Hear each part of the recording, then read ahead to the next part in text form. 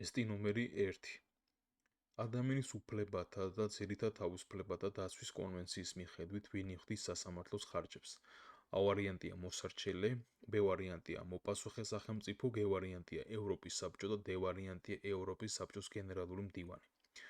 აქ სწორი პასუხი არის G ვარიანტი, თანახმად ადამიანის უფლებათა და ძირითად თავისუფლებათა დაცვის კონვენციის 50-ე მუხლისა, რომლის მიხედვითაც სასამართლო შენახვის ხარჯებს გაიღებს ევროპის საბჭო. ტესტი ნომერი 2. ადამიანის უფლებათა და ძირითად თავისუფლებათა დაცვის კონვენციის მეხუთე მუხლის პირველი პუნქტი თავისუფლების აღკვეთის დასაშვებ გარემოებებიდან არ ითვალისწინებს. A ვარიანტია უფლებამოსილი სასამართლოს მიერ მსჯავრდებული პირის კანონიერ დაპატიმრებას, B ვარიანტია როდესაც არსებობს პირის მიერ სამართალდარღვევის ჩადენის საფუძვლიანი ეჭვი, ამ პირის უფლებამოსილი სამართლებრივი ორგანოს წინაშე წარსადგენად დაპატიმრებას, G ვარიანტია კანონიერი ბრძანების საფუძველზე აღზრდელობითი ზემოქმედებისათვის არასწნულის დაკავებას და D ვარიანტია საერთაშორისო ტერორიზმის აღკვეთის მიზნით ექსტრასასამართლო ბრძანების გაცემას. ეხლა აქ მივყვეთ ვარიანტების განხილვას. კონვენციის მეხუთე მუხლის A პუნქტი გვეუბნება ისეთ რამეს, რომ თავისუფლების აღკვეთის დასაშვები გარემოება არის კანონიერი დაპატიმრება უფლებამოსილი სასამართლოს მიერ მსჯავრდებული პირისა.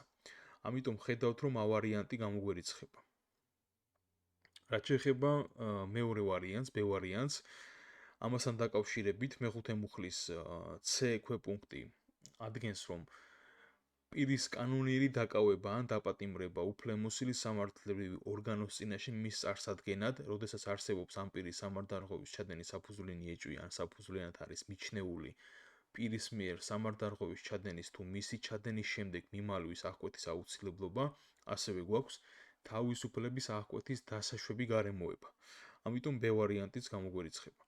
რაც შეეხება G ვარიანტს, ისის თავისუფლების აღკვეთის დასაშვები გარემოება არის, რაც პირდაპირ მითითებული გვაქვს კონვენციის მეხუთე მუხლის D ქვეპუნქტში და გამორიცხვის მეთოდით რჩება D ვარიანტი, რომ შესაბამისად ვიტყვით, რომ სწორი პასუხი გვაქვს D ვარიანტი, რადგან კონვენცია არ ითვალისწინებს ამ დასაშვებ გარემოებას თავისუფლების აღკვეთისა, აი ამ მიზნით, საერთაშორისო ტერორიზმის აღკვეთის მიზნით, ხო, ექსტრასასამართლო ბრძანების გაცემაზე. ამიტომ აქ ვიტყვით, რომ სწორი პასუხი გვექნება D ვარიანტი. ტესტი ნომერი 3. ქვემოთ ჩამოთვლითაგან რომელი საერთაშორისო სამართლებრივი აქტით არის განათლების უფლება აღიარებული და დაცული? A ვარიანტია ევროპის ადამიანის უფლებათა კონვენციით, B ვარიანტია სამოქალაქო და პოლიტიკურ უფლებათა საერთაშორისო პაქტით, G ვარიანტია ევროპის ადამიანის უფლებათა კონვენციის პირველი ოქმით და D ვარიანტია ევროპის ადამიანის უფლებათა კონვენციის მეექვსე ოქმით. ეხლა აქ უნდა ვთქვათ, რომ სწორი პასუხი გვაქვს G ვარიანტი. ნახეთ, თავად აღებული ადამიანის უფლებათა და ძირითად თავისუფლებათა დაცვის კონვენციის ძირითადი ტექსტი განათლების უფლების დაცვას არ ითვალისწინებს, ან განათლების უფლებაზე მასში საუბარი არ არის.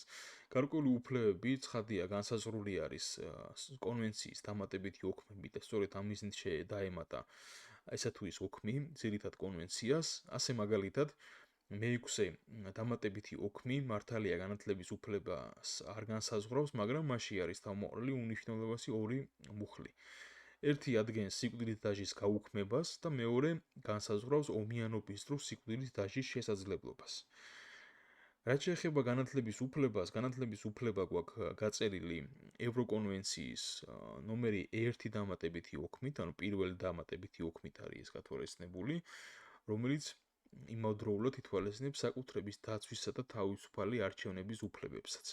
ანუ დავიმახსოვროთ, რომ კონვენციის პირველი დამატებითი ოქმი ითვალისწინებს განათლების უფლებას, ითვალისწინებს საკუთრების დაცვისა და თავისუფალი არჩევნების უფლებებს. ტესტი ნომერი 4.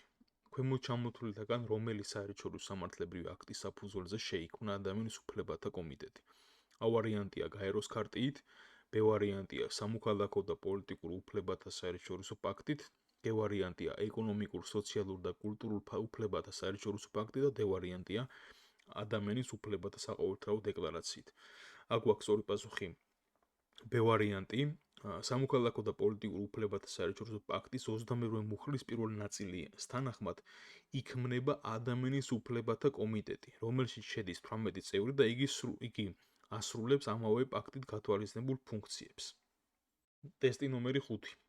ბავშვის უფლებათა კონვენციის შესაბამისად მონაწილე სახელმწიფოები უზრუნველყოფენ A ვარიანტია ყველა დონის განათლების უფასოდ მიღების შესაძლებლობას, B ვარიანტია უფასო, მაგრამ სავალდებულო დაწყებითი განათლების მიღების შესაძლებლობას, D ვარიანტია უფასო პროფესიული საშუალო განათლების მიღების შესაძლებლობას და D ვარიანტია განათლებისათვის საჭირო ინფორმაციისა და მასალების უფასოდ მიღების შესაძლებლობას.